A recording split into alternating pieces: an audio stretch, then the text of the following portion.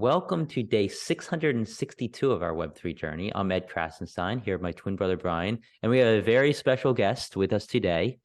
He is known as William Laurent, and if you've been on DSO for any amount of time, you definitely should know who William Laurent is. Welcome. Thank you so much for having me. Always a pleasure. Yeah, so How many episodes have you been on? Is this 2, 3? This is the second episode. Second. Should be more. I mean, you've been around so long. Happy to have you on more often. Thank you. so it's like once a year for you then. Once a year. That's right. So we'll get to some news, some of the DSO news that's going on the blockchain, and we'll get to what you're doing because what you're doing is really, really amazing. Feel free to chime in as we go along. So NFTz and Desofy, of course, Desofy is created by James Barrett, have teamed to release the latest Psycho Cyborgs NFT. It's a Psycho Cyborgs Desofy.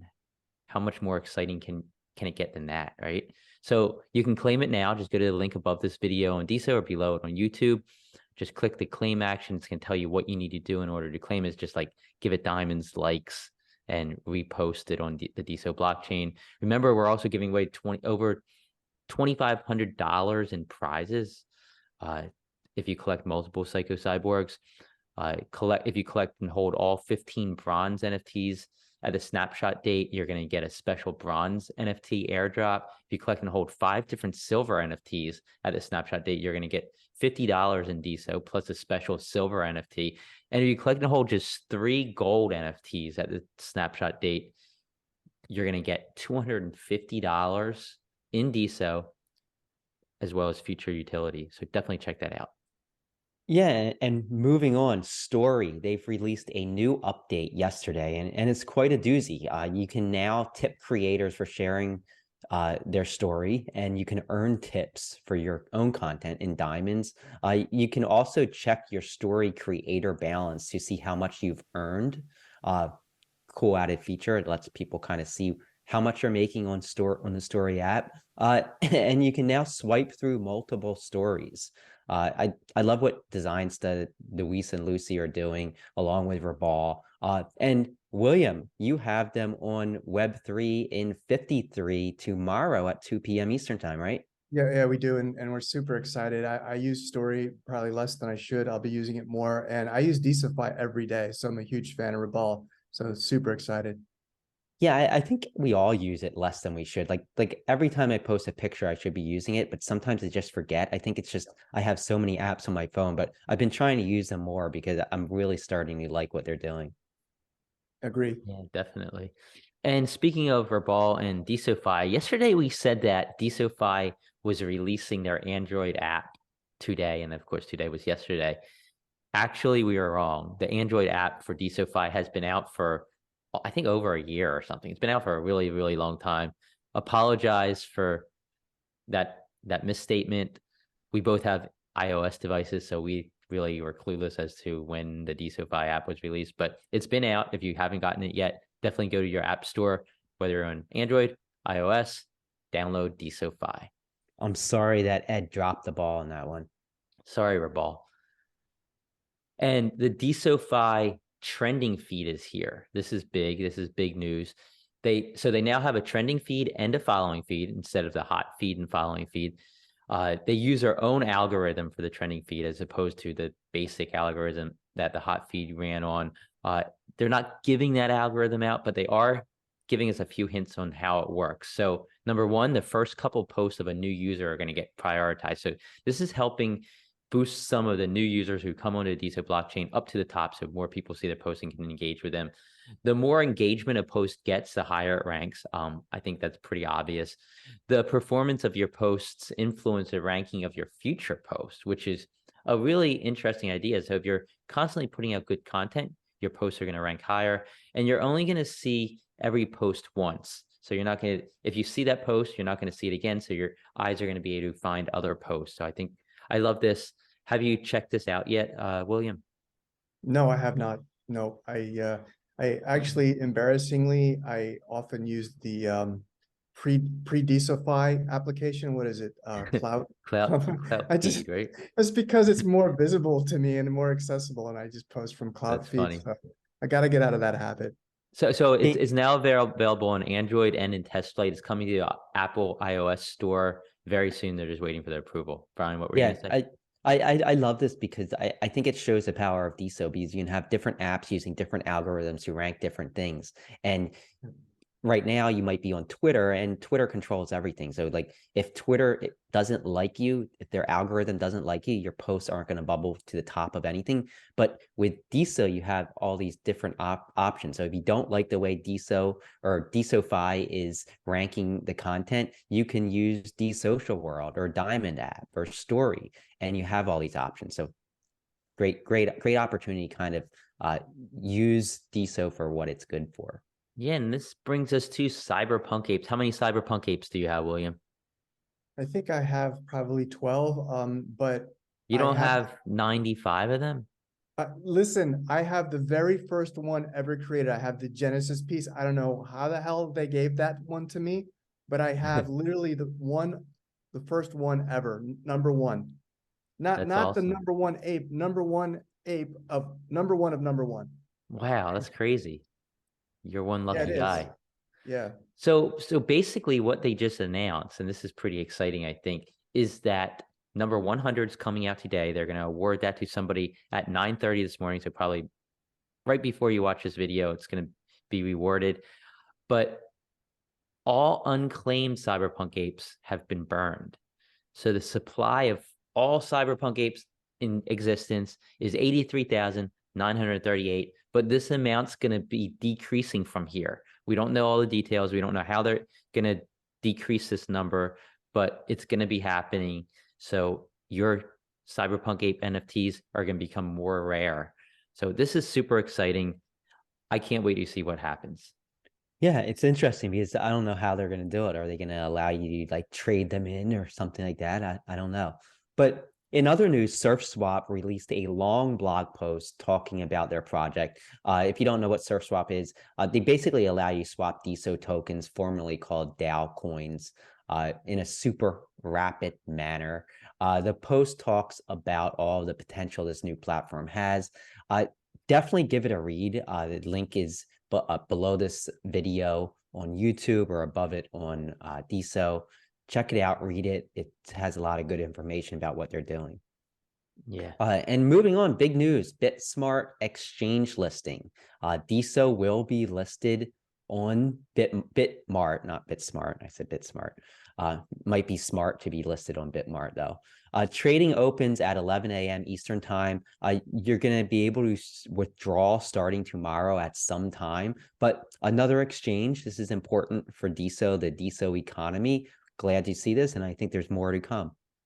Yeah, you're going to be able to withdraw, I think, at the same time. So it's going to be 11 a.m., I guess, tomorrow. You're going to be able to withdraw. So stay tuned for that. And Gate.io, they also have their listing coming up, I believe, in 2 or 3 days from now. It's either the 19th or 20th. So exciting news for DSO getting listed on these new exchanges. And moving on, I just want to say there's several new audio NFTs that have hit the DSO blockchain via NFTz. Brian Basiona released a rock album that's up for just one DSO minimum bid. Check that out. And Cutboy released a remix that he made, and it's available for a minimum bid of just 0.5 DSO. And I also want to say NFTz, we have improved the audio streaming ability on our site. So if you haven't listened to any of the audio NFTs, definitely go and do so. If you have any issues at all, just go to nftz.me/clear, CLEAR, and that should clear your cache and all the stuff you're storing in your browser, and should make it work. And then you can just go to nftz.me/audio and listen to all those audio NFTs. We've also added links on the homepage to other NFT feeds and sections to make it easier to find things. And we made some updates to royalties. So now the default, when you go and mint an NFT, it's going to default to a 9% creator royalty and a 0% holder royalty. We just did this because a lot of people from Ethereum and stuff aren't really interested in the holder royalty. They just want to have the creator royalty. And we're also have a 1% royalty that's going to be going to NFTz. And this is to help us cover our costs. I know, we don't want to take money from the community, but we feel 1%, it's not too much. not too much to ask for. And feel free to leave your feedback on that because we do want to hear it. Yeah, and I mean, this is more like other chains. If other chains that platforms do take a small royalty as well. So we're going to be introducing some new features soon, and this is going to become more important as we do that. But we're really excited about some of the things that are coming up soon. And as many of you know, NFTz is the only place where you can view and post live time. Let's get to NFTs. William before we Oh, get to the NFTs. fine, Because cut me off want to like that. hear. I want to hear what William's Yes, let's doing, do it. and he's sitting here patiently, and he has a book that's coming out any day now. I also want to hear about his podcast Web3 in 53 with Michelle Lord. But tell us what you're doing. Tell us about your book. Yep. So the book is 30 short articles that I had published for my project on the ICP blockchain, which is called Fast Blocks News. And I took 30 of my favorite articles that were more lifestyle type of articles, combined them together, put them in a book. This is not the book. This is a proof of the book. The actual book will be available on Amazon in a couple days once it goes through the clearing process. And the electric version will be an NFT somewhere existing on the Desofy blockchain and ICP blockchains simultaneously with different cover art. So yeah, it's been an amazing journey. The last year, the book is called WAGMI. We're going to make it observing a crypto winter. So it really talks about the year 2022, recounts some funny anecdotes, talks a little bit about my time at Blockster, very little, but talks about my interviews with Celsius at the Bitcoin conference, and the just general BS and malfeasance that those same people that came off as so nice wound up perpetuating on customers around the world. Hey, it gets into some Bitcoin stuff from Japan. It talks about customers fund segregation, hits on SBF and FTX, and does it, I think, in a somewhat educational and humorous way.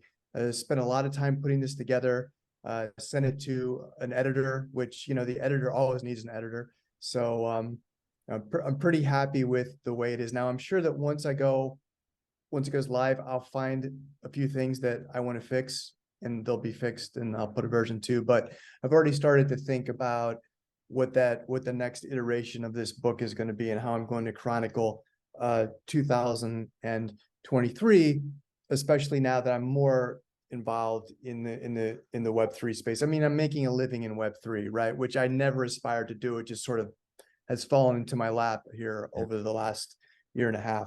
So yeah, super excited. I'll let you and the rest of the Deso community know when the NFTs go on to Deso. I'm not sure where they're going to be released yet. I'm still trying to figure out what the best is for an actual book. Yeah, but I love the fact that you're using Web3 to publish your Web3 book. So that's awesome. I know you're like one of the authorities on Web3. You're all over the place, and I have to say, I can't wait to read your book, because you always put things in such a great, entertaining way. So like, it might be maybe some people find the whole crypto collapse boring in some ways, but I'm sure you're going to be able to explain things in a way that makes people want to read it. And I think that's important, because that's how people can learn, is when things are entertaining, they get drawn in. But yeah, I know you interviewed us for the book. I look forward to reading that. Try to be as open as possible about our past and everything that happened to us. And I think that, like, you're really starting to grow and be able to talk to a lot of these big influencers within the crypto space, especially over the last, I guess, 6 months or so. Tell us about that a little bit. Yeah, that's been pretty cool. Initially, when I was working with Blockster, that gave me some pretty cool access, and then it just sort of blew up. At that time, I had been talking to the folks at Definity and ICP about getting involved with what they were doing, and the CEO, Dominic Williams of Definity, was a fan of my writing, and he told his chief of staff, he's like, I like Will's writing. So one thing led to another, and they wanted to start this Web3 news site on the ICP blockchain called Fastblocks. Which ICP, if you know how the architecture works, it is truly decentralized. There's no running on Amazon Web Service, anything like that. People don't understand that Ethereum is not truly decentralized. You're still running on Google, on AWS. Parts of it could be shut down. So anyway, started working with ICP community, and that just opened up another layer of access. And in at least in crypto, people, we're still a small world. So I can get Blockchain Boy on my show, or on our Twitter space, like we did last week. I'm going on his show in February. Actually, we're filming this Thursday. You can hang out with guys like BitBoy and that level of people. I have some really interesting guests lined up for my other Twitter space, which is the day after Web3 and 53. Dfinity is running a Twitter space, a series of Twitter spaces through their official account, which has, I think, 650,000 followers. And I just found out a couple of days ago, they're like, no, we want you to host it. Wow.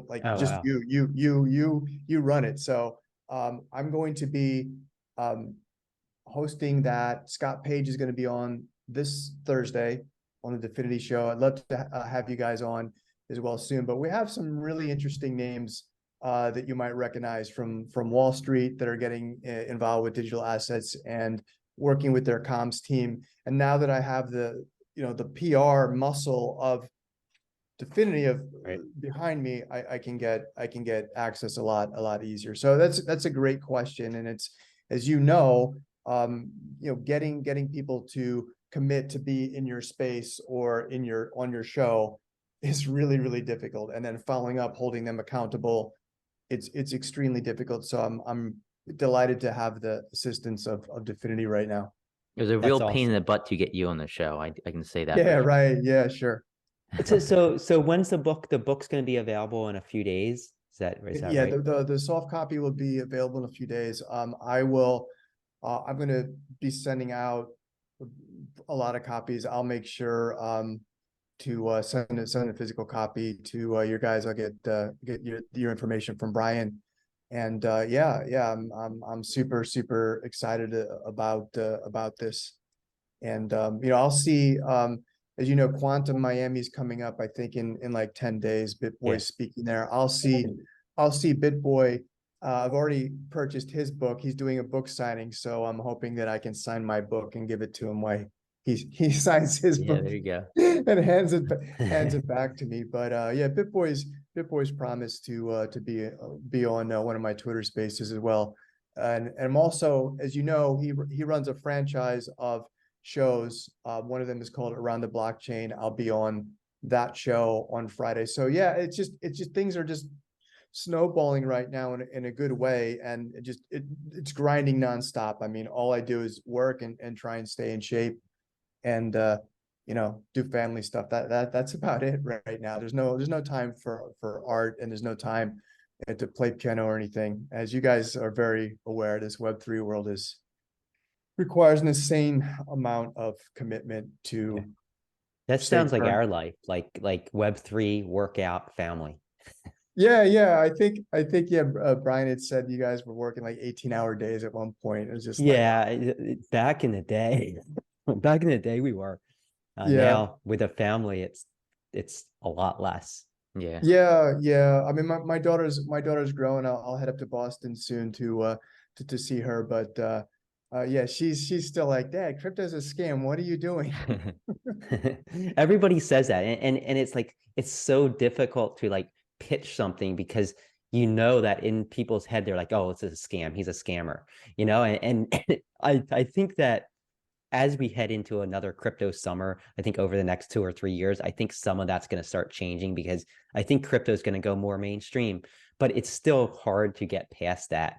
And I feel like a lot of people, they don't get the opportunity because somebody hears crypto or NFT and people's minds immediately go to, this is shady. And that's hopefully going to change soon. Yeah.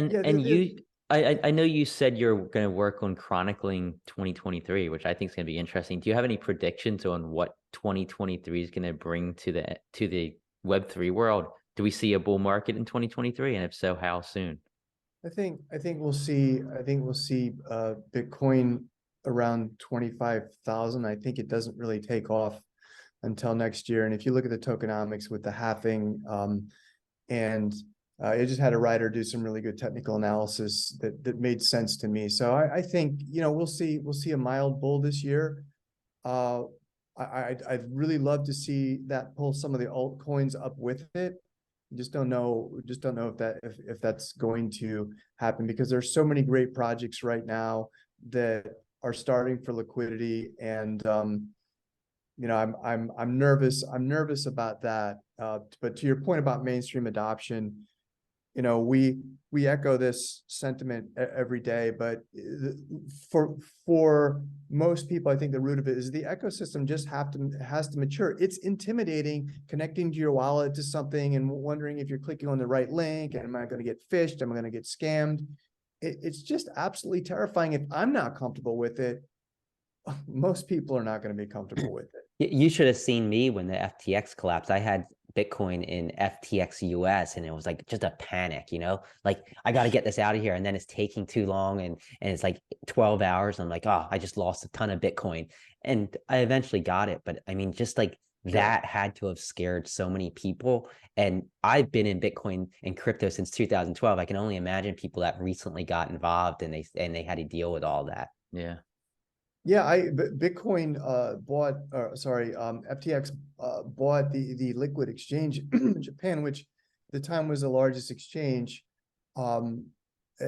Customers are still trying to get their money out of there, but I had my money in liquid, and fortunately, when I came back to the US, we took the money out, but we transferred ETH from liquid into MetaMask, and the transaction failed, and that went missing for like 3 days. Wow. I couldn't get any customer service. I couldn't get anything. It's scary. It scared the shit out of me. It wasn't a huge amount, but still, like that level of panic, like just that feeling in your gut, it just needs to go away. Yeah. We lost 60 Bitcoin in Mount Gox in 2013. So and I'm still keeping it on centralized exchanges, you know, like I still didn't learn my lesson. Yeah, but you know, you have to, I mean, to get some liquidity also, like I buy things, you know, I have a Coinbase account, I have a Binance account. I think it's a necessary, you know, evil. And if one of those goes down, then yeah, we're really Yeah, in trouble. exactly. Yep. So is there anything we missed? Is there anything you want to touch on before we just head on to the tail end of our news? No, I just thanks for having me. Definitely tune in to tomorrow's show with Ribal and Lucy and Louise from Design Star and Stori, and Alex Velitis. Follow me on Twitter if you're not already, and also Deso. And yeah, I'd love to have you guys on the Definity show, because we're inclusive of all blockchains. We have builders there from Ethereum, from Solana.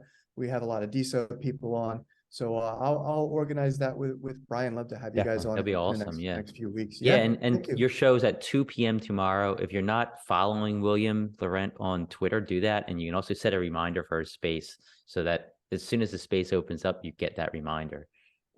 So yeah, and don't forget my book. Don't forget the book. Coming We're out. all gonna make it, right? I feel more positive about that in the last few days when Bitcoin went up 20%. I know, right? Yeah, so as moving on, as many of you know, NFTz is the only place where you can post and view lifetime Deso NFT auctions. Just go to nftz.me/auctions, and you see all the auctions ending soon. I want to highlight just two that are ending in the next 24 hours. Rodrigo Eloy Art has another one of his Zodiac sign NFTs. These are really cool. They're like these, you'll see. But number 6, Aries, is up for auction, ends at 3:10 p.m. Eastern time. And Deso Rarity has some really cool AI DSR NFTs up for auction from the DSR Siren collection that ends at 9 p.m. Eastern time today. Yeah, and the 10 most bidders, the people that bid on the most Deso NFTs over the last 24 hours, according to NFTz, they are as follows: Zer1, Leo J, Rain Man, Creepy Poe, Baron Rouge, Minagio, Studio Richards, Homie, Dr. Rob, and Bon Bon. And the top diamond creators over the last 24 hours, thanks to our friends at Alton Base for this list. These people received the most diamonds or tips on their DSO posts and replies in the last day. Striga, followed by Sean Slater, Now and Then, Cloud Women Unite, Our Pete, Stargazer, Jay Happy, This Day in Music History, Happy Rabbit, and Wafis and Models. Why wasn't your name on there, William? Give William some diamonds. He deserves them. All right. Well, everybody I need to hop on my alt accounts and diamond. Speaking of that, check out my Desolators. Oh, that's Oh, wow. awesome. That's awesome. So follow. Yeah, I did a whole series of mugs with these characters. That's so cool. Shameless I love shill that. again. Yeah, and check out the Desolators on NFTz. What's that Desolators.nftz.me. receipt behind you? These are different.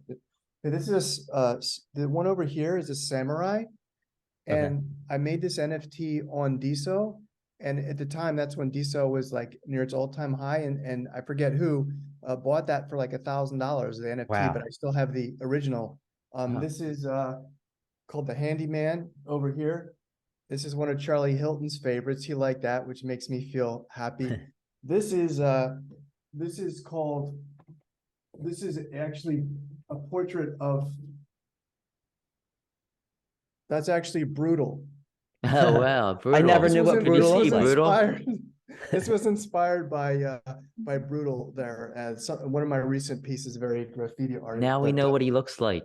We know what Thanks. he looks like. And this behind me, I don't know why I did it. I probably should take it down. It's a huge Walmart receipt that a local artist did.